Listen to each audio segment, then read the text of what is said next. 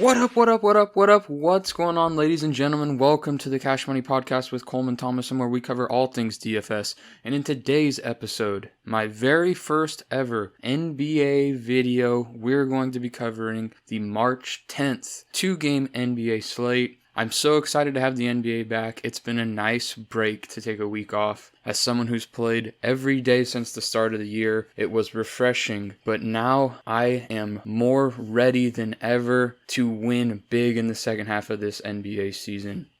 But before we get into the slate, just a couple things. First of all, thank you for the support. Thank you for listening to this on whatever platform you may be listening to it on. If you could subscribe, I would appreciate it. If you could rate and review, I would also appreciate that. That is the single best way for me to build this podcast. I will also be giving away $20 weekly to those of you who rate and review the podcast on Apple Podcasts. Just make sure to leave some sort of way I can get a hold of you, whether it's email or your Twitter. Just make sure to leave something where I can get a hold of you. I will be giving away $20 weekly to those who rate and review the podcast on Apple Podcasts. And lastly, obviously I'm recording this pretty early and there may be more news, although we have gotten a lot today. But follow my Twitter at the Cash Money Pod.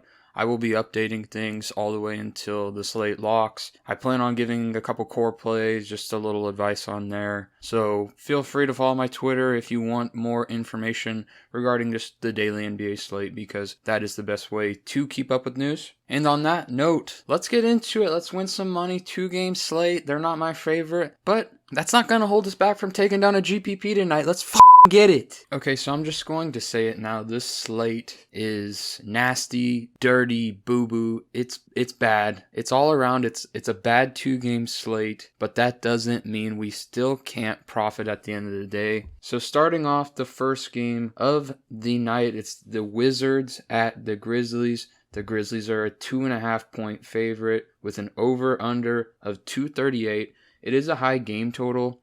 I don't mind that. Starting off with the Wizards, Ish Smith and Thomas Bryant are the only injuries. Both of those players are out. Starting at the top, Russell Westbrook 10-1, Bradley Beal 9-4.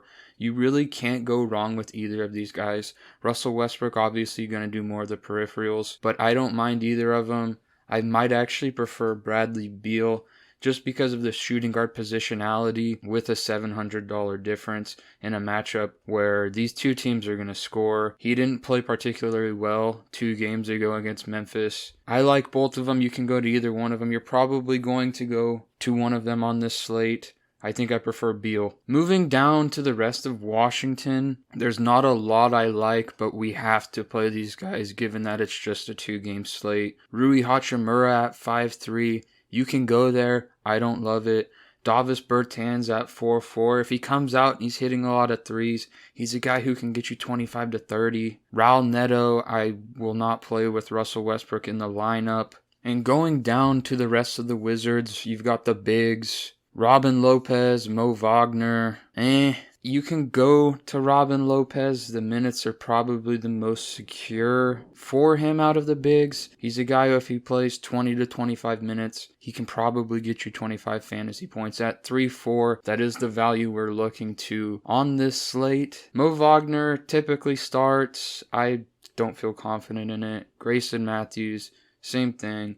These guys can come out and play 8 minutes, and you might not see him for the rest of the game. Denny Avdia, he's going to play 20 to 25 minutes at 3-1, another value guy you don't feel confident in, but he's a guy you can go to on this 2-game slate. Moving on to the Grizzlies. We did get news today. Grayson Allen is out. That does a little bit more for the Grizzlies value. And Jaren Jackson Jr., Triple J. According to Fantasy Labs, he will still be out. He should be making a return probably within the next 2 weeks. But at the top for Memphis, Ja Morant 7-8. He's a guy who's went back-to-back 50-point fantasy point outings. I really like Ja Morant in this matchup. He just had 58 points against this team on March 2nd. At 7-8, he's underpriced. I really like Ja Morant. Jonas Valanciunas at 7-1. He hasn't been playing great lately. He should feast against these bigs of the Washington Wizards at 7-1. I also like Valanciunas in a high-paced matchup. Kyle Anderson and Dylan Brooks, two guys that I don't really ever like. You can play either one of them. Dillon Brooks, he just had 50 fantasy points in his last game. If he comes out and he shoots the lights out, he's a guy who can break the slate. Brandon Clark, I don't really like when all of these guys are playing. Grayson Allen being out doesn't make a difference for him, but it does make a difference for D'Anthony Melton. D'Anthony Melton is absolutely a guy you can take a shot on here. He can get you anywhere between 25 to 35 fantasy points realistically in this matchup. He had a great game against the Wizards on March 2nd, but the Grizzlies were without a couple of their guys, so that did make a difference. But D'Anthony Melton I really like a lot. Going down, we get into the Desmond, Bane, and Justice Winslow area. You can go with either one of these guys on a 2-game slate. I don't have a preference. Desmond Bane has been starting, so maybe you go to him just because of that. But these two have been playing similar minutes now since Justice Winslow has returned. Other than that, I have no more interest in these lower salary Memphis guys. Moving on to our second game, Spurs at the Dallas Mavericks. The Dallas Mavericks are 4.5-point favorites. 221.5 is the over-under. Starting off with the Spurs, we got a lot of news today. Derek White, LaMarcus Aldridge, Rudy Gay all in. Devin Vassell is out. So we basically have a full-strength Spurs team here.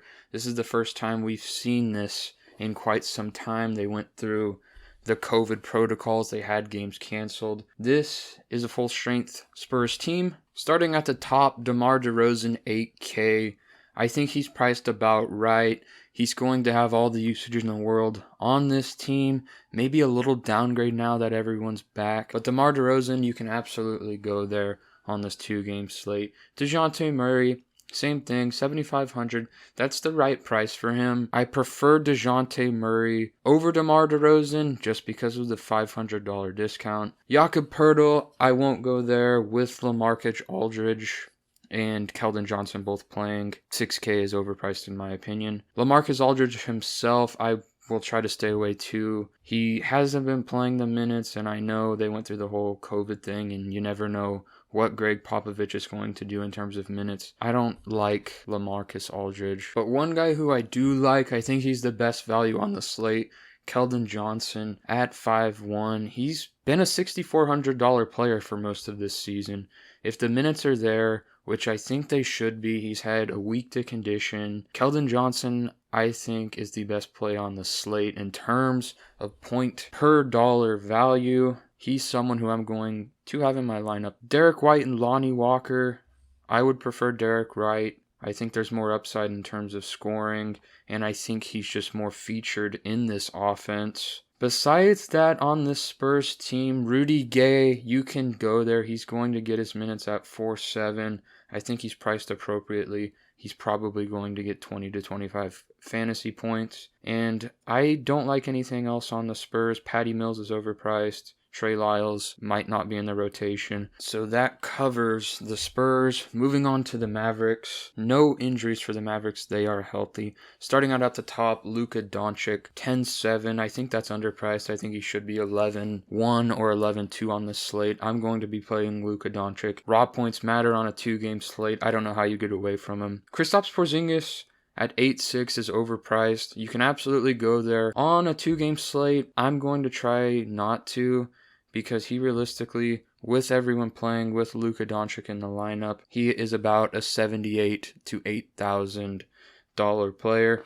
Moving on, Jalen Brunson, 5,700. You can go there. He's overpriced. Josh Richardson at 4,900. I don't hate it. He's a guy who can get 25 to 30. And at 4,900, there is some value there. Tim Hardaway Jr., very scoring dependent. I don't like it. No one on this Mavs team from here on out is an attractive play in my opinion. You can go to Dorian Finney-Smith, DFS. He's going to get minutes. He's a very low usage player. Same goes for Maxi Kleber at 4,300. As I'm looking at this slate, I really just want to stress to everyone, if you're a high dollar player, if you play a lot of lineups, go light on this slate because it isn't great as of right now. Maybe something opens up, but it's going to be an ugly little 2-game slate, and I think winning lineups on DraftKings are going to be low scoring. So I wanted to get creative in how I end my NBA shows. So what I came up with, and if you have a better idea, reach out to me, please let me know. But I'm going to do fave spend up, safest value, my favorite low owned play, and then my favorite game to target. This will obviously be more fun on a big slate,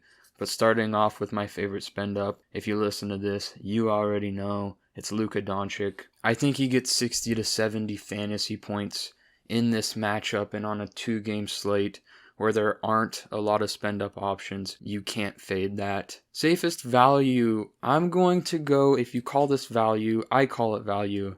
Kelden Johnson, 5,100. As long as Greg Popovich plays him, he is going to 6x. He's a guy who can really get up to 45 to 50 fantasy points. On a good night, Kelden Johnson, my favorite value play. Now for low-owned play, this is tough to do on a small slate because everyone's going to be pretty owned. That's just how this works. I'm going to say DeAnthony Melton just because people might box score watch and they might see he only played 15 minutes last game. Without Grayson Allen in the lineup, I think he gets up into the 24 to 27 minute range. And realistically, if he gets those minutes, he can get 25 to 30 fantasy points. And lastly, for my favorite game to target, I will say Wizards versus Grizzlies just because of the higher over-under. I think both of these games are going to stay close though. They both are actually going to be good games to watch, and I think they both should stay close. But I will say my favorite game to target is Wizards versus Grizzlies because of that 238 over under. So that is going to conclude my first ever NBA DFS video. Thank you so much for listening. If you enjoyed the episode, please like or review on whatever platform you're listening to. Remember, if you do rate the podcast 5-star rating on Apple Podcasts, I'm going to be doing this weekly giveaway, $20. $20 cash. Who doesn't want $20 cash? So rate and review it. Leave a way to contact me. Say something nice about me. Say how good looking I am. Something of that sort. And follow my Twitter at @TheCashMoneyPod for updates regarding everything. I'll be updating this slate throughout the day. And I'll even give a couple core plays before lock. You don't want to miss out on that. Thank you so much again. I really appreciate it. Be cool. I'll see everyone on the next one.